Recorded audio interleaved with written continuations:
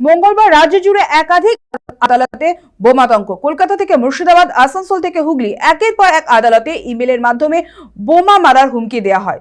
সেরকমই হুগলি জজ কোর্টে বোমাতঙ্কের জেরে চাঞ্চল্য ছড়ায়। সূত্রের খবর, জেলা জজের সরকারি ইমেল আইডিতে প্রথমে একটি হুমকির মেল আসে। সেখানে বলা হয় আদালতে 10টি আরডিএক্স রাখা আছে এবং নির্দিষ্ট সময়ে বিস্ফোরণ ঘটানো হবে। তখন বিষয়টির সঙ্গে সঙ্গেই আদালত কর্তৃপক্ষের তরফে পুলিশ কমিশনার ও পুলিশ সুপারকে জানানো হয়। এরপর দ্রুত তৎপরতায় চন্দননগর পুলিশ কমিশনারেটের স্পেশাল ব্রাঞ্চ আদালতে পৌঁছয়।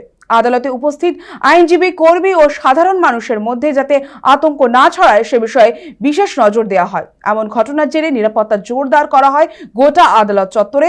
পাশাপাশি আদালতে প্রবেশকারী সকলকে মেটাল ডিটেক্টর দিয়ে চেকিং করেন পুলিশ কর্মীরা।